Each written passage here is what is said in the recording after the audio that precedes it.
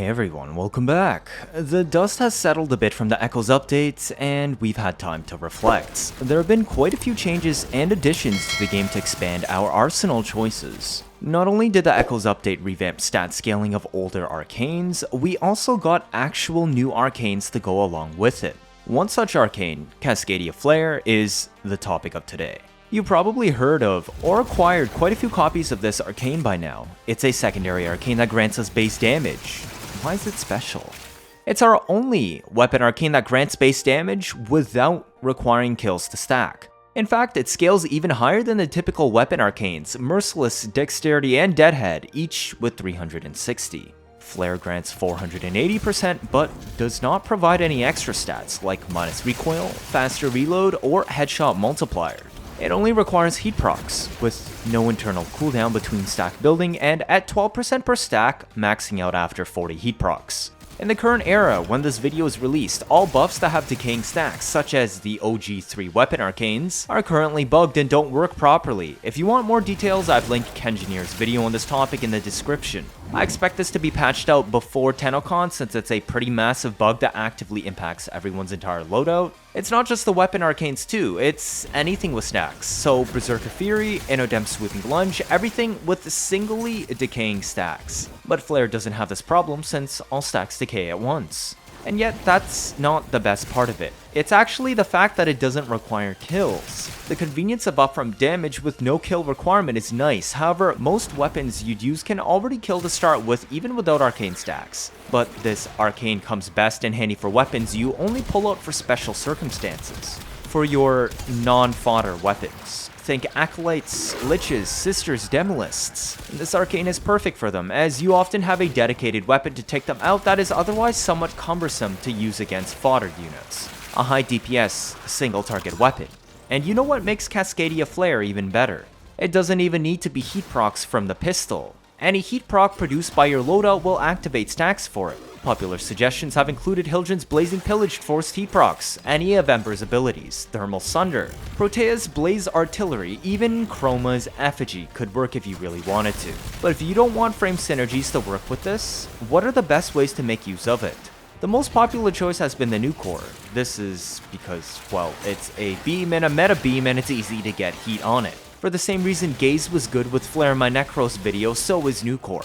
The chaining amplifies the stacks you will get. I would strongly recommend only using this build if you are using Combat Discipline with Arcane Avenger on a shield gate setup, or health tanking. Can use Arcane Avenger alone, otherwise modding Primed Target Cracker for crit damage here is useless. You would instead slot Anemic Agility, which lets you skip Arcane Velocity that would otherwise be mandatory on a Nukor DPS build. It doesn't really matter which progenitor you take here, but I would recommend Heat just for the better heat weighting and stronger damage per heat dot.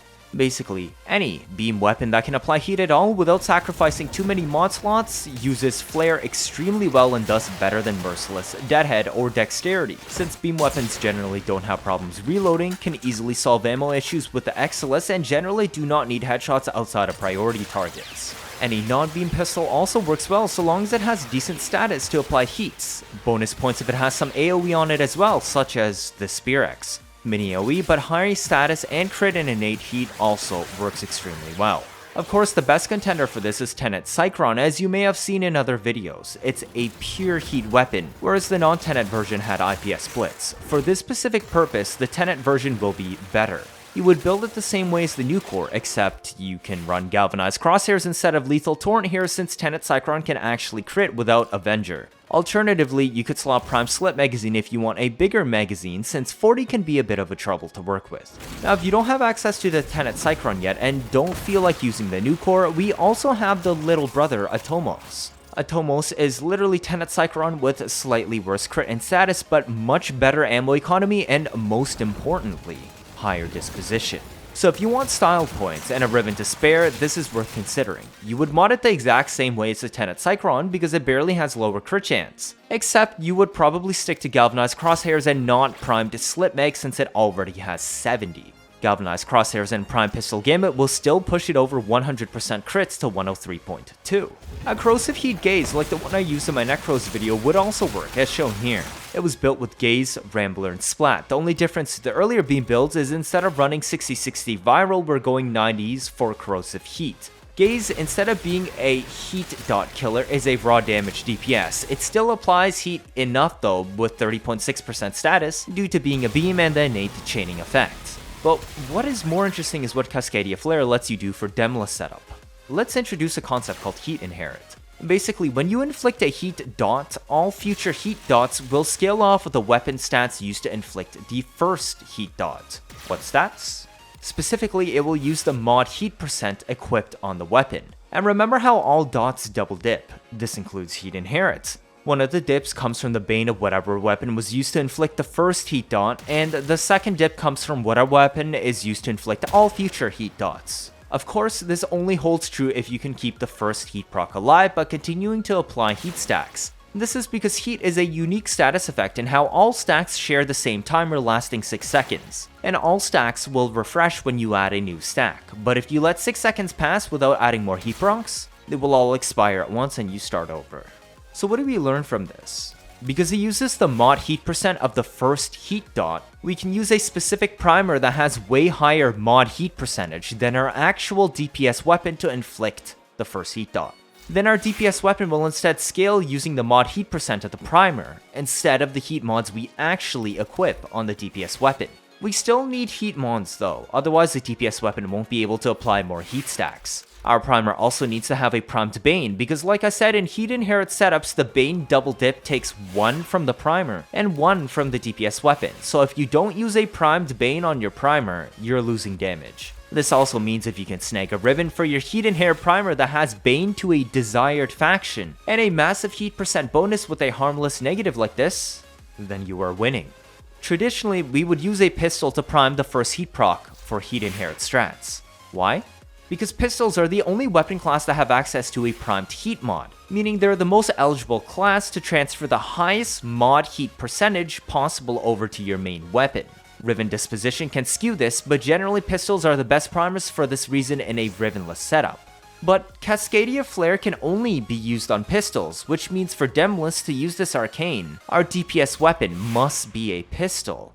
So what is the next best primer class? Primary shotguns. While they don't have the primed heat mod like pistols, they do have Blaze, an extra 60% heat mod unique to shotguns that lets them reach 210% heat mod percent with 3 mod slots, which is close to pistols reaching 225% with 2 mod slots. The best shotgun for this use, without resulting to rivens and harder to access tools, is Bubonico. Bubonico has infinite ammo due to being a battery, has innate viral on the radial alt-fire, and the alt-fire consists of 2 damage instances: the shot itself and the explosion. The shot and the explosion also have different elementals, with the shot having impact. Just keep in mind, using Bubonico requires you to use primed sure-footed since the alt-fire has AoE knockdowns and staggers. The primed build I have chosen looks like this. These are the 210% heat percent mods I've mentioned shotguns can reach. We have Corrosive modded on, which results in the weapon consistently proccing 4 different status effects: Impact, Heat, Corrosive, and Viral. This allows whatever DPS weapon we select to have an easy time with gun CO stacks. Alternatively, you can opt for the Kuva comb if you have it, which lets you pick progenitor elements and has very high innate multi-shot and status. Where does Cascadia Flare come into this? Heat Inherit DPS setups typically use a weapon modded around assuming full strip and relying on heat procs piling up to do damage over time. They're not traditionally recommended for clearing trash mobs, and much more often people will use a different weapon for this purpose. Meaning a Heat Inherit loadout traditionally consists of a special primer, a Demolist killing weapon, and a trash mob clear weapon. Or in some cases, Vastalok is an armor stripper. Vastalok is used as an armor stripper when you do not have access to, or do not want to subsume armor strip helmets on your frame. This is only done when you want to subsume a damage buffing helmet instead, such as Roar, to strengthen the heat status double dipping, as Roar acts like a faction bane. But this basically means you don't take out your Demolist killing weapon often outside of actually facing the Demolist, meaning it is difficult to maintain weapon arcane stacks. Deadhead will require you to kill enemies in advance when heading to the Demolist. Merciless is nearly impossible to maintain properly for Demolists. Dexterity can work if you bring Glaive Prime to trash clear, or even use Vastalok for this purpose, but currently with the Decay Stack Bug, this is a dangerous option. Cascadia Flare, on the other hand, will instantly stack up to 480% base damage while setting up heat procs on the dem list, which is required to do DPS to start with since we're using Heat Inherit. So what are good options to use Heat Inherit DPS against a dem list with Cascadia Flare? Rivenless setups, mind you. An interesting choice is the Gaze, but you would have to build a different one from the one I used. I would recommend a Gaze Haymaker Macro Thymoid. It's an even split of crit and status, which is important to make sure you actually apply enough heat procs. If you use this build, you will have 80.4% crit chance and 50.4% status. Casting an ability before DPSing the dem list will boost your status to 75.6, or basically a 1.5 times damage increase since our main DPS comes from heat proc stacking. The Macro Thymoid will give you 85 magazines, so fire rate stacking with anemic agility and arcane velocity is no longer a problem with ammo economy. The most interesting part here though is how dem lists are immune to radiation procs, so you completely remove the radiation weight from the status weighting. We're left with 81.2% heat weight, so almost every tick will proc heat.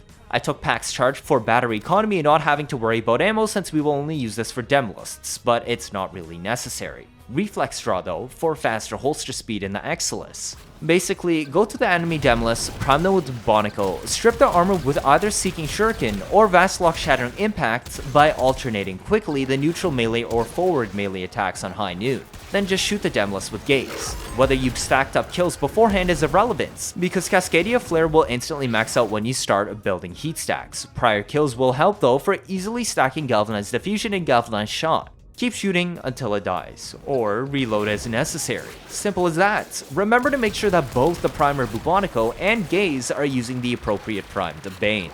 An upgrade from Gaze would be a heat progenitor Tenet Cycron, as mentioned before. This build is identical to the Gaze I just showed you, except instead of running primed heat for better heat weight and anemic agility, I have opted for primed Slip Magazine and Galvanized Crosshairs. Galvanized Crosshairs requires kills beforehand on headshots, but stacking it with the Prime Pistol Gambit will push Tenet Cycron to 121.4% crit chance. If you do not want to slot this, you can replace it with Anemic Agility, or even Lethal Torrent. Prime Slip Magazine to make up for Tenet Cycron, only having 40 ammo before needing to battery recharge. I would still recommend slotting Reflex Draw in the Exilus for faster holster speed. The reason we don't need to slot any heat mods at all is because Tenet Cycron is 100% heat weight already. And we will be priming Viral with Bubonico, as well as other statuses, because Heat Inherit uses the mod heat percent of the primer, and not the DPS weapon. We gain nothing by adding more heat to Tenet Cycron, and instead would benefit from modding for more status, crits, or DPS uptime via larger magazine.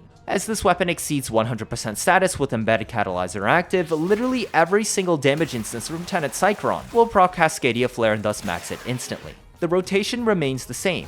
Prime with Bubonico, strip armor with Seeking Shuriken or Vastlock, then shoot Tenet Cycron until it's dead. This one proves even stronger than Gaze due to saving a slot to not mod on any heat at all. The little brother to Tenet Cycron is Atomos. You would mod it the exact same way as Tenet Cycron, except it has no magazine problems, so you would just slot Anemic Agility instead of Prime Slip Magazine. I don't actually own an Atomos, so I can't showcase it, but it's literally the exact same weapon with slightly weaker stats and slightly better disposition. Now, finally, what happens if we bring Ember into the picture? She adds massive heat weight to weapons without having to mod for it at all. This has interesting implications. Now, every weapon can benefit like Tenet Cycron. You don't need to mod for heat anymore since it's already on the weapon due to Fireball Frenzy, and they have overwhelming heat weight. This augments, for her 1, grants your weapons percent heat equal to her strength. So I comment 200% plus strength Ember, also doable because her passive grants 5% strength per enemy afflicted by heat procs, will result in your weapons gaining over 200% heat or even easily 300%, including your primer. For even bigger heat inherit mod percent on your DPS weapon will, well, inherit, while also meaning you don't have to slot heat on your DPS weapon at all. At that point, every single heat inherit beam DPS build will look similar to this Gaze. Remember, this Gaze should be using the Haymaker and Macro Thymoid parts for better crit and status distribution. If the weapon needs larger magazines such as Cycron, then you will run Prime Slip Magazine instead of Lethal Torrent. The primer builds still remain the exact same as before in Bubonico, and now it's gonna have nearly or even higher than 500% heat weight. The Ember build will look something like this if you don't use Seeking Shuriken. It's a shield gate build. I would only recommend using a Roar Ember in 4-man Steel Path Disruption because you have very little crowd control to keep yourself alive. Brief Respite and a Rolling Guard will provide you with the iframes to survive, but lacking crowd control in a 45 efficiency build means you will run out of energy very quickly from spamming abilities to reset shield gate. Alternatively, you could run a Ceto with the exact same build if you want some form of crowd control. Just keep in mind it will be a little bit harder to prime Demolists once you find them alone if they don't have enemies around them.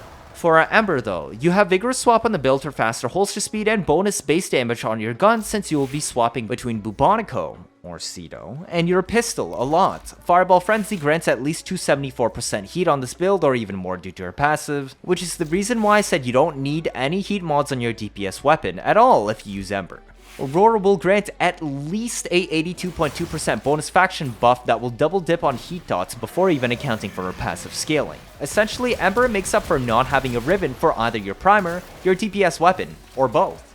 Prime Sure-Footed is pretty self-explanatory, especially if you're using Bubonico as a primer. Alternatively, if you want a more survivability focused Ember or closer to solo, which will still be very difficult, you can use a Gloom Ember with this build. You give up some strength and the massive roar build for a much more relaxed playstyle in Disruption. You can easily reach 273% strength or higher by igniting enemies. Fireball Frenzy buff yourself, shoot your Bubonico a bit to heat proc 15 different enemies, and then cast Gloom at 274% strength or snapshotting the 95% slow. You still get super strong Fireball Frenzy buffs, but now also have a 23.2 meter radius slow aura that also lifesteals. This build can run Combat Discipline Self-Damage and Arcane Avenger to buff your DPS pistol crits even more, since Gloom will heal off all of the self-damage. Maintaining your energy though will be the challenge, as even with 175 efficiency, Gloom will still be taxing if your only source of energy is Energize. Xenerica does not work when enemies are in radius of your Gloom, but is an option if you're willing to hide somewhere for a bit.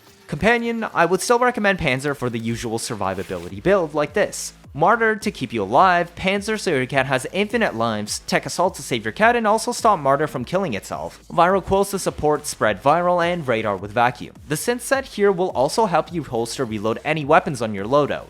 If you use Equilibrium on Ember and replace Stretch, you will still have good Gloom Slow, high strength, and never have any energy problems, since your Panzer will get pet assist on everything with Viral Quills to proc Deconstruct for health orb drops, and Synth Fiber will let you pick them up even at full HP. But you will drop down to just 16 meter slow radius. It's up to you. You now have a massively heat-weighted primer and weapon without having to mod for it at all, and on-demand insane base damage scaling because of DPS Arcane is Cascadia Flare, which does not require kills. Your damage will naturally set up as soon as you start shooting the Demolists, essentially letting you have a pocket nuke for them whenever you want. Cascadia Flare, combined with Ember, results in the maximum quality of life setup for Heat Inherit builds in Disruption.